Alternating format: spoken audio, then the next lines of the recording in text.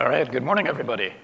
I am Michael Hellebrandt, a distinguished solution architect with Elastic, and we're going to talk today about the latest innovations from Elasticsearch, driving speed, scale, and relevance.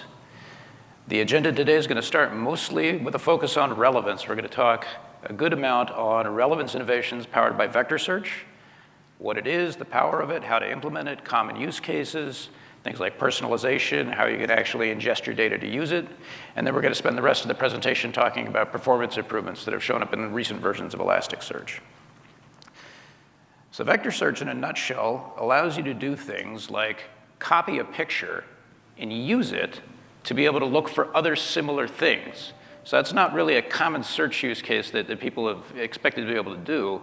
But recent advances in basically machine learning and the ability to turn this into a searchable thing allow us to do these things where you can now take a copy of a picture, send it to a search engine, and all of a sudden you get a page of results that look very similar to what you were actually looking for. In this case, we've got a pretty good representation of a blue dress. And you can see all the different results are very, very similar to that. So it's not magic behind all of this. We're going to talk about how to actually do that today. So vector search allows us to kind of find what you mean, not what you necessarily said, with a higher relevance. And so it's part of a concept of semantic search, which is understanding the meaning. There's in language or in pictures or in audio or in video. All of these things basically have meaning in them. And people can speak with different dialects, different synonyms. They may use different words to describe things, different phrases. All of these things actually are, in the world of vectors, actually kind of very similar to each other if they're actually supposed to be the same thing. And as I said, it's not just text. You can actually do this kind of technique on anything, really. Basically, anything becomes available to use this kind of vector search on it. You just need some sort of way to turn, pictures or audio or videos into this kind of vector search. And it's all basically about precision. Again, it's finding the results of what people were intending to find when they asked the question. So at a very high level, when we're talking about text as an example, the underlying approach of vector search is you're going to take your raw text and you're going to run it through a machine learning transformer model. And a lot of the current models for text are based around what's called BERT, and I'll get into that a little bit deeper in a minute. But just know that it's a very interesting set of computation that's going to go on these words, and it's going to convert it at the end of all of the work that it's going to do into a big vector. And some of these are actually quite large. They're in many, many dimensions. And as a quick example, let's start with kind of a simple set of dimensions that human beings can actually kind of conceptualize and keep in your mind. If we look at basically two axes here, where we've got this concept of a realistic axis where it's representative of what it should look like in the world versus cartoony, versus something like bird and mammal. This is just two dimensions, and you can see that we can draw points, pointing at these different kind of like cartoony antelopes or the professor owl versus the more realistic owl or the more realistic, mammals over there. And so, while this is a kind of a simplistic example to show you what two dimensions can look like for basically differentiating between these things, the transformer models are actually emitting things in a quite large vector space. The kind of the main one that's used right now is around 768 dimensions, which is a little bit much for the human mind to be able to comprehend and work with. But that's what these transformers are actually able to spit out, and that's the level of detail that we need to basically describe human language. So it's actually quite an immense amount of dimensions.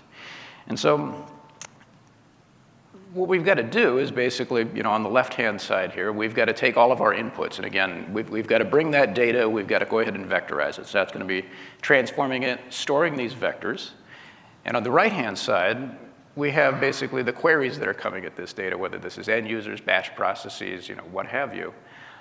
We've got to also take that query and actually represent that query as a vector at the same time. And what we do from there is, because we're interested in speed probably at this phase, is if you're just doing a big question against all of your documents, for example, you need to find the nearest neighbors, because again, you don't want to try and compute vector by vector by vector by vector. Again, Elasticsearch being a search engine, we're going to allow you to actually search these vectors quickly. So we're actually indexing them in a certain way so that we can speed that up. That way we can give you the results. And again, we'll get deeper into this. There's definitely more phases to it, but this is just the simple overview of it. And so, you may be thinking, okay, the presenter here has said a lot of words. There's 700 plus dimensions, and there's machine transformers and nearest neighbor searching, that sounds like a lot of trouble. It's actually not. The best part about this talk is that all of this hard work that's been done by data scientists and basically PhD people that are trying to figure out how do you index vectors to search them, we get to harness all of their hard work by just using configuration. We don't really have to do any of that ourselves. We get to harness all of their hard work, which is really exciting. You may think you need lots of data. You think you've got to label all your data. It's going to sound like an immense amount of work. Not the case. The models are already pre-built, they're pre-trained. You don't have to label your data, you just have to basically vectorize it. You may think you need a lot of expertise. Not really. It's just like if you could use Elasticsearch, you could use a vector. You can use vector search with it. And the nice thing about us is that because we are a large distributed system, we can actually scale up to the workload that you need, whether it's thousands of vectors. We have people that are trying to do billions of vectors with the search use cases now. And so for us, just bring the data. And again, we're inherently scalable. If you need more compute, you need more storage, you need more search, just add more nodes to be able to scale up to the workload. And then flexibility. Again, we're going to allow you to basically take any vectors you want, text embed with the stack if you want. We'll be able to store and work with any vectors. However, if we generate them, if something else generates them, again, it's open to you to use. So applying vector search in Elasticsearch in a little more detail is that you're going to have some sort of source data. In this example, we've got an image here, but if you look behind it, there's a description. And that description is what we're showing here as an example of, in Elasticsearch, you're going to have the traditional document that you're used to. There's going to be key value pairs. There's going to be the ID of the document. There's going to be a product name, the actual product description in words, the numeric for price, things for fastening, like the color's blue, the fabric's cotton, so on and so forth. But you'll notice right there at the bottom, truncated for space, is that there is now this big list of floating points in an array. So that's the array, that's the vector type in Elasticsearch. You just define how many dimensions, and then you fill it up with those numbers. And again, you're not going to be typing them. You're going to be getting them from machines. And we'll get into how to automatically generate them in a second. And on the right-hand side, again, to actually use these, you actually just use that same underscore search endpoint that you've already been using before. You're just going to use a new clause in the query if you want to use approximate nearest neighbor for vectors, known as KNN. So 1, 2, 3. To actually be able to get off the ground and running, there is basically one thing that's going to happen on the command line, and that's because these models that need to be loaded, they don't come included in Elasticsearch. They're actually over in a place called Hugging Face. And I didn't name the site, but that's what they decided to call it. Hugging Face is a wonderful repository of all of these different machine learning models. And again, we support lots of different ones, but the ones that, as I've said, that are seeing the most interest are what's known as BERT models, which is an abbreviation of bidirectional encoding from, I forgot the name, I'm sorry. But it's encoder representation from transforms, which is why everyone calls it BERT, which has also led to a number of interesting Muppet and Sesame Street jokes. So there's like an elbow model and a whole bunch of other Muppets, if you remember Sesame Street. They've really been riffing on the name. But it's been it's relatively recent within the last decade, and it's really a huge step forward in being able to have machine learning actually understand the nuance of language. The reason it's called bidirectional is that prior machine learning models would actually just start at the beginning of the sentence and work their way through it. And they would never look backwards. And the real benefit to BERT is that it's actually looking at all of the different things that go into the sentence, both backwards and forwards at the same time. And so what's really nice about it is that BERT as a model, the base layers, it's basically built as a layer. And the base layers required basically throwing billions of documents at it so that the model could learn basically from nothing how to read language. At the upper levels of the model, you can actually take a BERT model and retrain it in a very short amount of time. They say as short as 30 minutes if you want to specialize it for a specific task. Like let's say you have legal documents, or you have healthcare documents, or you have your product catalog, or you have your knowledge base. You can take the existing BERT model and fine-tune it to your task to get it to be more accurate, which is why it's so popular, and which is why Hugging Face is a collection of basically these core models, and then people have specialized them into different things, different languages, you name it. So there's a huge catalog of them there. We can't store them all. They're actually quite big to actually fit basically a machine brain in a jar to do this. They're going to be on the orders of hundreds of megabytes to gigabytes, for example. But To get them out of Hugging Face, what you can do is use one of our Python library tools called eland. And with eland, you can actually just grab Python, install this with pip, and then basically point it at your cluster, point it at Hugging Face for the model that you want, and it's going to do all the hard work of getting that model and loading it into Elasticsearch for you. So basically get the utility, type the command, and as you're getting going, don't hesitate to actually try a bunch of different models. We've got a list of supported ones that we've seen working, but really the list is wide open to anything that's basically built on these BERT models, for example. So really have at it. You can experiment with it. Find the one that works best for you. So during data ingestion, once you've got this model loaded and basically started up in the machine learning part of Elasticsearch, what you're going to do is, traditionally, you've sent in your source data, whatever you've had do that before, whether it's custom code, whether it's a beat, Logstash, you name it. What you're going to do now is basically add an inference processor in an ingest pipeline. So this is something that runs as a preprocessor on documents, and again, doesn't change the way that you have to index anything. It's just an extra step that the cluster is going to do for you. And these inference processors are going to run the different models on the different types of text that you want. So this is for text embedding. If you're going to do images, audio, video, you're going to have to use an external service because Elasticsearch doesn't eat those particular types of things. But if you get vectors from them, we can certainly store them if you've got that big list of numbers for us. But if you're going with text, you get the ability to do this right in the cluster with no additional work. So you can see that extra yellow bit is now going to be added by the inference processor. So step 3 is finding the nearest neighbor. And again, approximately. Again, we're searching right now at this phase. And so when we're searching for a vector, you're going to go ahead and take that query input, which is what people typed into the search box. And again, wherever you want to run that model, if you've got an external microservice, however you want to do it, as long as you get the vector to us, we can use it to search. But you can also use that same endpoint that basically ran your documents through the preprocessor. You can actually run the model on any string that you want. So you can basically now generate this by making one API call. Now you've got your vector. And now you can go ahead and query using the underscore search endpoint. In the future, I've been told that we're going to make this a transparent option where you can just pass the query string and we're going to run some sort of inference on the query. Right now, it's a little bit of a two-stage process. But we hope that goes away in the near future. So you can see here in the KNN search, it's just like a regular underscore search. You may be using query clauses. It's just a KNN clause now. And again, without getting into the nitty-gritty of the documentation, there's, of course, all sorts of tunables that you might want to do for number of candidates, things like that. Now, the best thing about this is that we can do hybrid scoring.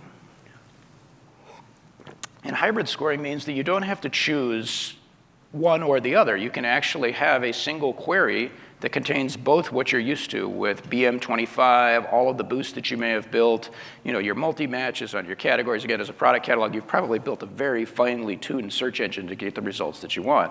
You get to keep all of that. And now you can bring in the vector search with KNN and actually blend these together. So this is known as hybrid scoring. And what it's going to look like is this, is that you're going to have a query with a match phrase. In this case, we're doing summer clothes with our boost of 0.9. In addition, we're going to go ahead and do the KNN search on the query vector, get a number of candidates, K, with a boost. And what's really important about our ability to blend these is that you're allowed to filter the vectors as well. So again, when you're doing KNN, you may not want to look at every vector that has been stored in the index. You may want to have filters and categories. So again, this gives us a very good shot at winnowing down already the number of other things we're going to look for with vectors. So it can really speed up your queries rather than looking at everything in the index, excuse me. I just want to take 1 second to talk about how does this actually work under the hood. So the power of being able to search all these vectors, again, computationally, if you brute forced your way through it, it would be equivalent to running grep on all of the logs in your system. And Elasticsearch is a search engine. And so what we've built is a index on being able to search these things. And this is based, again, on somebody's very hard mathematical work of something called hierarchical navigable small world graphs, which again is a mouthful, so everyone just says HNSW. So again, this is the index that we build. And the way that it works in a nutshell is that we build multiple layers of the graph. And you can see up there on the right, that blue dot. We find the closest neighbor at a very coarse view of the world. We'll then hop around till we get close to where we were, drop down a level, try and get closer, and then drop down another level again. There's many, many layers that are going to be built. So at index time, we're actually going to compute this structure so that you can search these vectors using a graph, which is then how we do this at speed and scale. Jump back in here. So again, what are the kinds of things that you can apply vector search to? And we've spent a lot of time talking about product similarity, for example, whether it's going to be, do you sell V-neck shirts, so on and so forth, whether you're going to be doing, images, pictures, all of these things are possible for you. But that's not the only thing that you can use this kind of vector search on. You can use it to do any type of basically stuff that's been probably really hard to do in the past. Things like answering technical support. The ability to have somebody type out their problem in regular language and actually have the machine learning model understand its meaning enough to be able to compare to things like similar questions that have answers. So now you can get basically, chat bots, or you can have a much better experience for your technical support because it can be understanding the language, and you don't have to have the exact keywords. If anyone's ever had that frustrating experience of trying to find the exact word that you had to put in the search box to get the article that you wanted, yeah, those days are hopefully going to be going away as we start to apply vector search to these use cases. As an example, as I said, you can train these models on specific domains to give them additional, specificity and accuracy. So you could do things like query medical knowledge, another application of taking different types of data and making sure that we can get semantic search working on it. Another application of these machine learning models is things like user sentiments, the ability to basically understand the intent of the language and decide whether it was a positive or a negative sentiment, for example. So this gives you the ability to, in real time, actually interact with, again, chatbots or people that may be doing voice transcription, for example, the ability to get signals that maybe something is going wrong and either send in a human or send in another human to help, for example. So you could do these things in near real time as well. So as I said, one great thing, no more browsing the manuals or facts, just type in what you're looking for and find the right documents. Again, what we want to give the user is one page of really high quality results. We don't want to send them clicking through to page 30 or 40 so that they can find the exact thing that they were looking for. Let's get it on the first page for those users. While we spent a lot of time talking about vector search, there's also some other things that we want to highlight today that you can do with the machine learning capabilities of the Elastic Stack and dealing with input text. And so one of the things that you can also do is a question answering model. Again, these machine learning things with BERT have been trained to do a variety of different tasks, and one of them is the ability to do things like pass in a text field and say, my name is Peter and I live in London, and you're asking the machine learning model, where do I live? And so it has to do two things here to return that it thinks that you live in London. It had to understand the input sentence, and then it had to understand the question that you're asking of it. And so this is some really powerful capabilities to basically have, wide open possibilities for being able to use, user queries, user input, understanding what people were asking. You may have actually run into this in your life. If you've ever used the Google search box, the BERT models have actually been running on every English language query for years now. So the same technology that I've been talking about, Google originally developed BERT and gave it to the world. So you have the same capabilities now for your search box to actually understand what the users are asking. They've made it available for all of us to use. As I mentioned, with sentiment analysis, you want to prevent things like customer service escalations, figuring out when do you want to give a coupon or a discount to somebody, like how do you jump in and it seemed like you had a sixth sense about what was going on with the interaction. And so being able to process somebody's, again, long-form review, you don't want to have to pay a bunch of people to sit through and click through every review and read it and then figure out what it was. In fact, when you ask humans to do this task, they're actually outrun by the machines now. The machines are actually better and faster and more accurate. So it's actually to your advantage to start actually putting machines on the task of sifting through mountains of information like this and asking for things like classification. What it looks like in Elasticsearch is, again, you're going to send in something like, customer service was great. And again, the machine learning model is going to figure out what was meant by that sentence. So again, sarcasm, actually something humans we get. It's taken a long time to train a machine to be able to get sarcasm. Because if it said customer service was great, that would not be a positive experience, for example. It's taken us a while to get there, but finally, I think computers can take a joke. So another thing, circling back into kind of like tying all of this together, personalization, if you're doing digital commerce, is something that's really, really, really important. 88% of people will come back if it's a personalized experience, if they feel like the site's getting them, showing them what they want. And 84% of them are reporting that personalization is already influencing their shopping decisions. And 68% can be basically prompted to buy something they did not intend to initially, i.e. the ability to do cross-sells, the ability to put something in front of the user that they didn't even know that they wanted, is a really good way to drive revenue for e-commerce. So how are we going to do all that? Because personalization, really, is the way that we see it right now, is a data problem.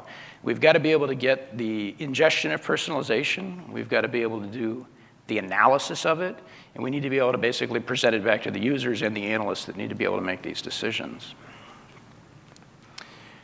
And so Elastic, we have capabilities that enable all the stages of this personalization implementation. We've got the ability to do the data ingestion, because as your site operates, you're going to know what's being clicked on, you're going to know what's being ordered, you're going to know the carts, you're going to know who's ordered that. Get that information into Elastic so that we can start running the analytics on it. And we've got a ton of pre-built integrations with external data sources. If you've got custom integrations, again, you're sending the data. Doesn't matter to us. One way or another, get us the data that we need so that we can start figuring out the analytics of what's going on. Then the analysis, again, start building dashboards. Again, fire machine learning classifications at it, all sorts of ways to approach it. We've got a broad and flexible set of analytics capabilities. And again, because it's Elasticsearch, you can do it on massive amounts of data with speed, scale, and relevance. Getting it in front of the users on the presentation side, we've got built-in tooling to manage the search responses. We have APIs to help refine the responses at runtime.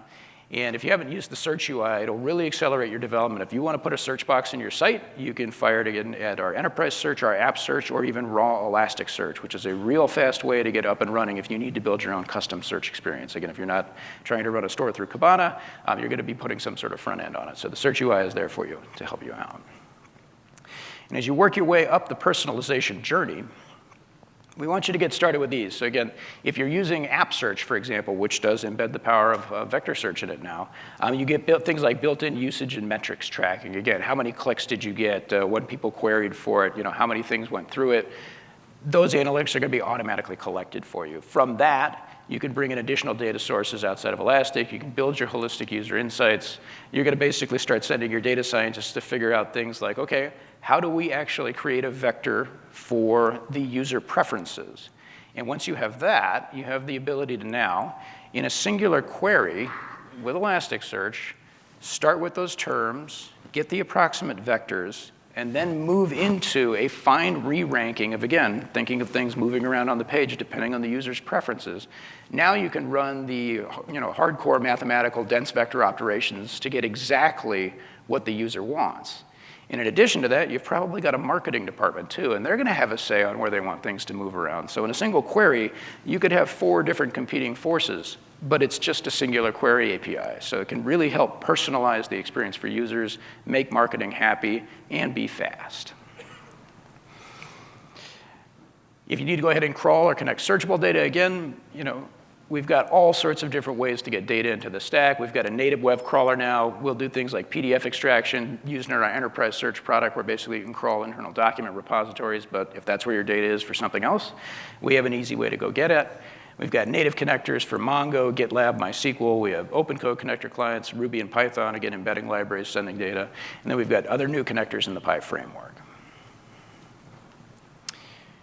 In terms of the pipeline management for machine learning models, again, you've just got to load it into the stack with that one utility. But once it's in there, we've got a nice GUI for being able to figure out what model do you want to run, how do you want to scale it up to run the resources that you needed. Again, these are computationally expensive, so you might want to dedicate more processes to certain parts, so on and so forth. And again, help tune relevance at ingest time when you're in things like app search. A couple of things that we didn't really have time to cover, but I want to kind of touch here in a little bit of a descriptive manner, is that, again, machine learning with text can do a lot of different things. And just to speak a little bit of these, not in too much depth, named entity recognition is a way that's going to allow you to basically yank out things of importance out of, again, of a big block of text. Again, we've talked about vectorizing it. We've talked about understanding it and being able to ask a question of it. Now what you can do is look at a piece of text, and again, there was that question, where do I live, London? The model could actually just yank out any places that it found and put them in basically a bundle of keywords that you could then use to do keyword-based boosts. So it gives you the ability to go looking for things, people, places, things, and again, whatever you might want to train those models to go finding for you. So it's basically a way for you to extract things. One particular way that I think is really important to talk about is that if you are in any sort of industry and you have logs that might contain personally identifiable information, HIPAA information, or anything where there is a hefty fine if that data makes it out to where it shouldn't be. One of the real nice applications of this is that, yes, you can write a regular expression to try and look for bank number, account numbers, social security numbers, things like that. But developers like to see their logs, and so they'll just change their format if they don't see their logs because they're getting dropped. I've seen this happen. So one way that you can basically sleep a little easier at night is by using these NER extractors, training it to find the PII that you need to catch, and then sampling your logs to make sure that nothing is flowing through. So it's probably a non-obvious way to apply to ML, but it's one of the things that you can do with it to basically kind of like catch these things as information might be leaving. Use NER to go after it. Another one is zero-shot classification. And zero-shot classification is going to be very similar to basically that question answering model. It allows you, I'm trying to remember, I was researching it just this morning, and I'm trying to remember the example that I have. And unfortunately, my mind is blanked on it. But I'll have to go look at that again. But zero-shot classification is another thing where it's basically giving it a bunch of text and you're going to get something magic out of it. Unfortunately, it has just left my mind this morning. So another thing I want to talk about for a minute here is applying this concept of natural language processing and vector search to things like observability and security use cases. And a perfect example of this for a security-based use case is that let's say you want to check and see if a user is basically themselves. Again, are you worried about an account hijack? Is somebody themselves today? And one way you could do this is by looking at user agent strings, for example. Most people have the same set of devices that they go do mobile banking with. They've got a particular iPhone with a version, or if they're using a computer, it's a particular operating system and a browser. But the problem is that if you're like me, Chrome is yelling at you to upgrade what seems like every hour. And so the version of Chrome in your user agent string is never the same twice. But if you actually use these machine learning models, they will actually look at that user agent string and build vectors for it. And because we can do nearest neighbor searches with vectors, it gives us the ability to basically not worry too much about trying to build some giant parser to figure out exactly what parts should be invariant or whatnot, because the version numbers are all over in different browsers. Let the robot do it for you. And once you've got that, you can basically now check to see, all right, I see the user, here's their vector for the user agent, here's what we know about the past. You can now make a determination whether or not you want to do like a second two-factor or something, again, getting in the way of authentication, trying to stop account hijacks, for example. So it's a non-obvious way of using vector search, but you can use it in a security context, for example. So now let's move into some performance enhancements. So these are things that have been basically high-level points that we want to talk about that have come in from various points of 7.x and 8.x. And so if you've just been sending text to Elasticsearch with dynamic mapping on, you could be ending up with an index of let's say 100 terabytes of size. But if you make a couple of decisions in your mappings to basically decide, I would like to get some additional space savings, there are trade-offs and whatnot. But just as a beginning, for instance, we have 4 texts that you're not going to be doing phrase queries on, where it's literally just a bunch of keywords. Again, machine data is very similar to this. There's very few phrases in it. Match-only text will basically lop off about 10% of that total index size, getting you down to 90 terabytes off the bat if you've got a lot of logs, as an example. Another thing that you can choose to do is actually do a doc value only field. And again, that you may think, okay, wait, you could already turn off indexing on the field and have doc values, but this is actually a way for us to still make the field searchable without building the inverted index. So again, for certain keywords with lower cardinality, things like your host names, your agent names, things that are going to fit in doc values and actually be iteratable very, very quickly, This allows you to trade a lot of space by dropping the inverted index and using the analytics structure to actually search it. So again, you have to opt in to use it, but it's a capability that showed up at 8.1, saving on top of that 90 terabytes, 20% of it. So now we're down to 72 terabytes for this use case. In 8.4, we now have the ability to do what's called synthetic source. So in the past with Elasticsearch, we've stored everything that you gave us in the exact order between those two JSON brackets for the document as you gave it to us, unless you told us to chop stuff off. Those were the defaults. Synthetic source allows us to actually deduplicate the underscore source part of the document. And wherever we've got the exact values, like doc values, we're going to store it once. And when you ask for it back, we'll reassemble it to give it back to you. So again, a really significant amount of savings here. If you use it, you can save up to 40% on top of what we've been saving before. Now we're down to 43 terabytes. In 8.5, we released the ability to basically be a better time series-based set of indexing. And currently in the system, if you don't use this, shards for basically, your index could hold documents that may be relevant to like the same pod in Kubernetes for metrics. We may have CPU values scattered all over the place.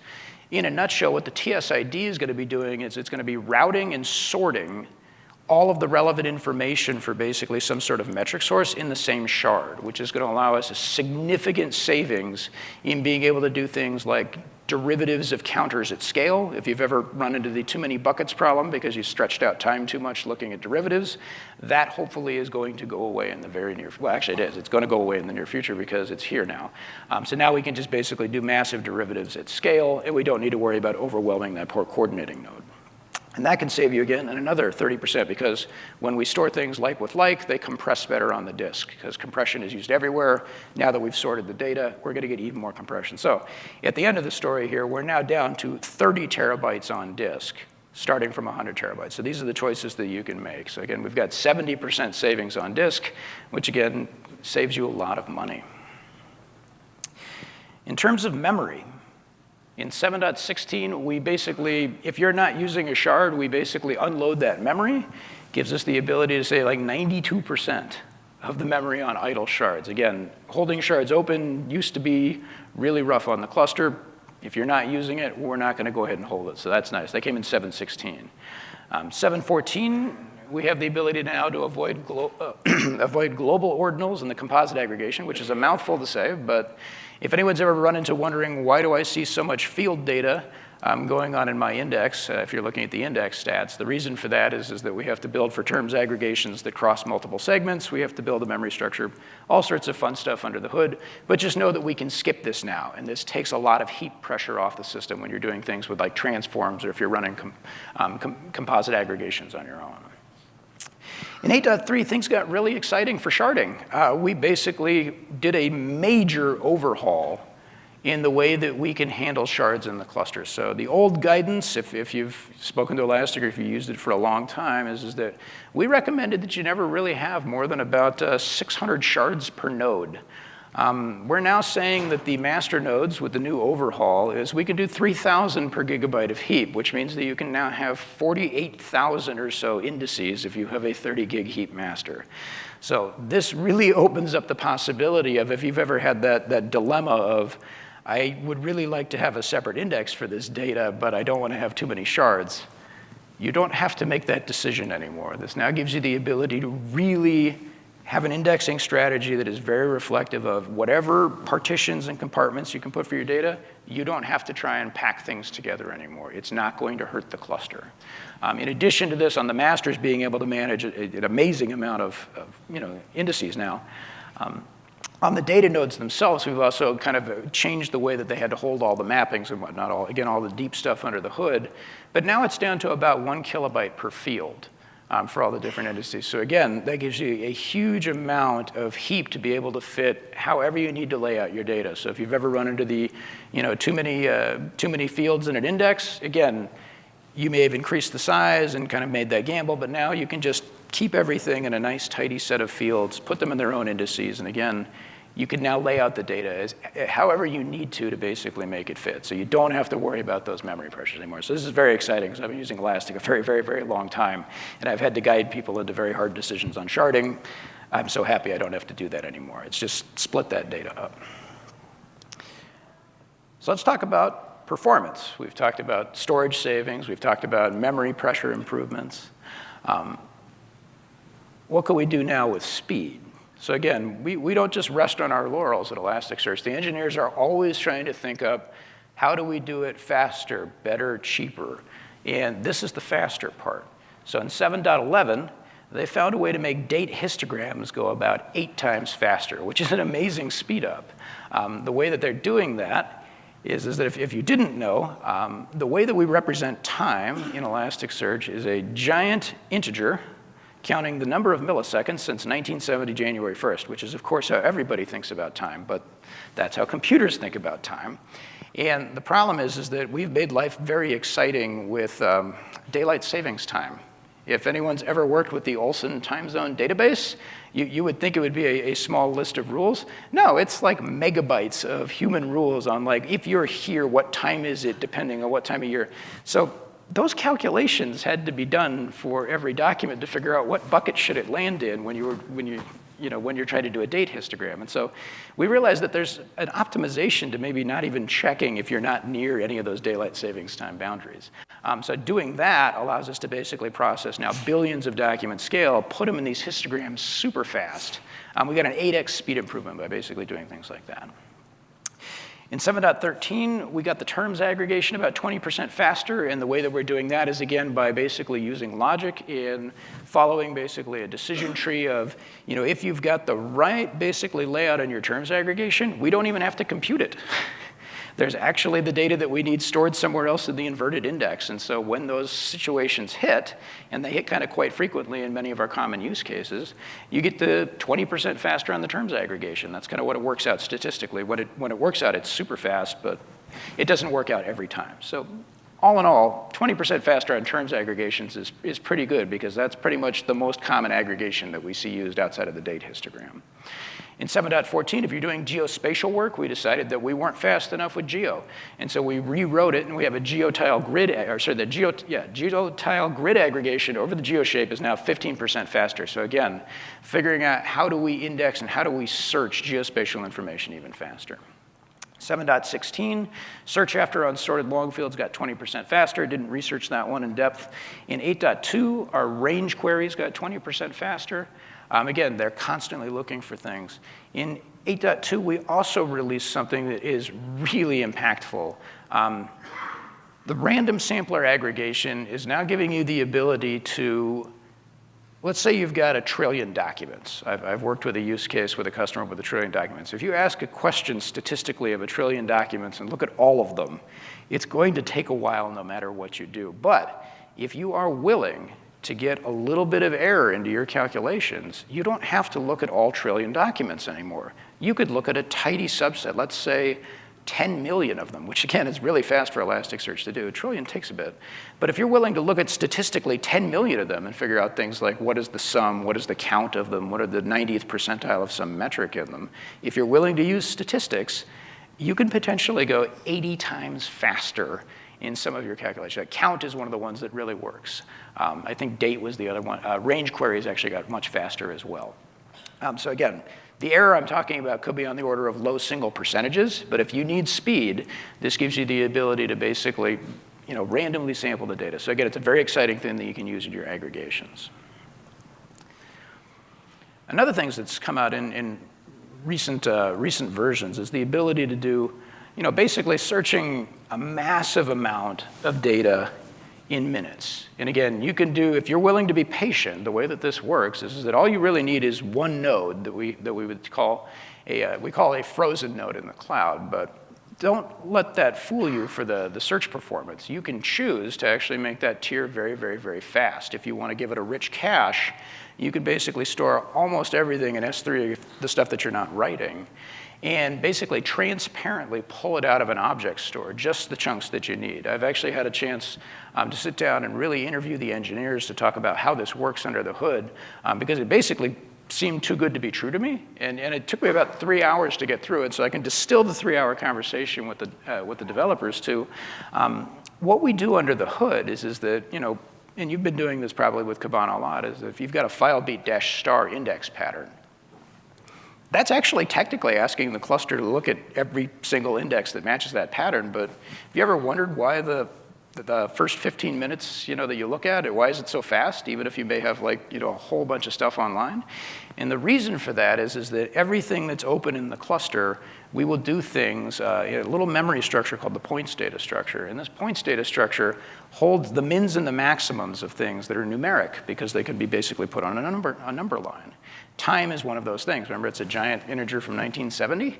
Well, we know inside of every index what's the beginning and the end of time. And what will happen when you ask a range query, for example, we know where there's no point in even looking at the data. So if you're looking for something that happened in 2022 and you've got data to 2020 to however you want to have it, we're going to skip every place that it's actually not in. We don't even have to go pull it out of the object store to know that. This allows you to really efficiently put things back there and only pull out the stuff that we need. And furthermore, we don't actually have to pull the whole index back out of object store. We'll actually take the individual little chunks of the data structures that you're pulling out. So again, if you're searching just one field, we'll pull out just that part of the index. If you're doing analytics on something, we'll pull out just that part of the doc values.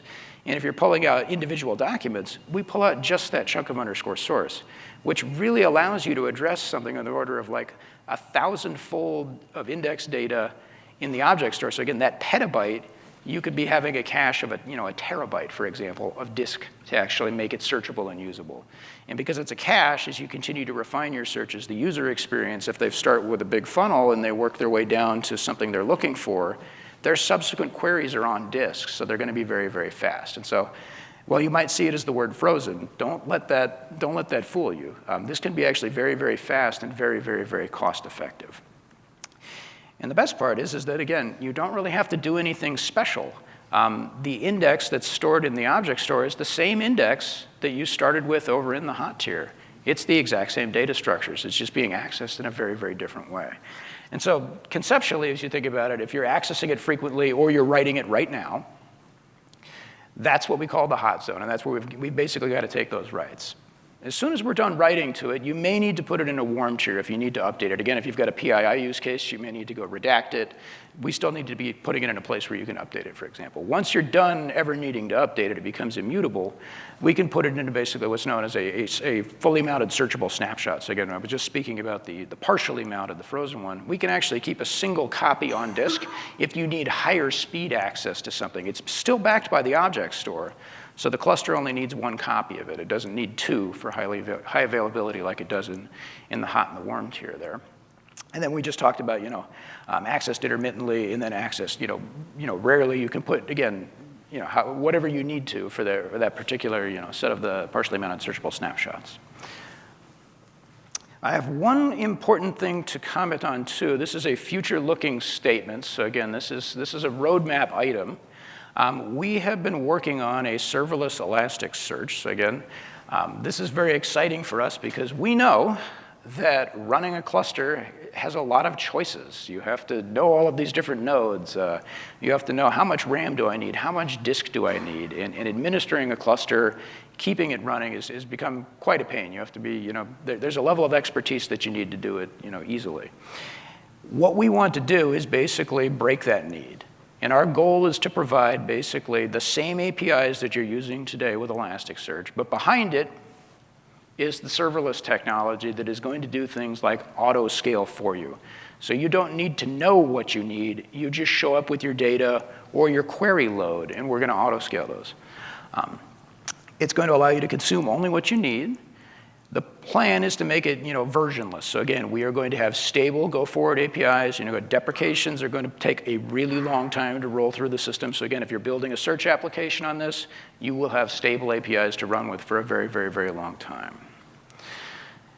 One of the most important parts about this is that if, as I just mentioned, the current paradigm for highly available indexing data in real time, which especially if it's moving fast, you don't actually have the ability to tell something that's sending you 1 million events per second over syslog, for example, to stop. You've still got to catch that data. So today what we have to do is index it basically in 2 places for high availability. So if we have a failure, we can immediately keep indexing and then get back to highly available again. Serverless Elasticsearch is not going to require that as an architectural paradigm. We will only be indexing once. So if anyone's ever had the joy of running a hot tier that basically seems like it has too much capacity, twice as much capacity to keep up with the indexing, we're going to basically cut the size of that hot node, the hot zone, in half, because indexing is now going to be done on a single node. We're going to go to a way to keep it highly available that doesn't require us to basically do double indexing. So that's a very, very important thing. Furthermore, the architecture is going to allow us to basically pull search off the indexing nodes, which allows us now to, again, have indexing on a set of compute that is not trying to serve queries at the same time. This will allow us to, again, for high read use cases, if you've got multiple replicas, past 2 replicas, you now don't have to pay that penalty again to actually have multiple replicas for search. We're going to be able to basically pull the data to the search heads, and the search heads can now scale independently of ingest or spin down if nobody's using them, for example. So it's a very important work that we're working on. Again, it doesn't have a defined date right now, and it is a forward-looking statement. But it is something that we wanted to announce here today. And in terms of community resources, again, you're not on this journey alone. You can find us in the contributor program. We've got user groups. We've got Elastic for student educators. If you want to ask questions on discusselastic.co, we've got a wonderful set of questions and answers going on there. Our community YouTube channel, Elastic Stack Community Slack Workspace, and we've also got a booth on the convention floor. So if you want to come have any discussions with us, we're here all week. Please stop by. I forget, our booth was like 3006 or something? 3004, I was pretty close. Approximate nearest neighbor, everyone. All right, so that basically ends the content that I wanted to do today.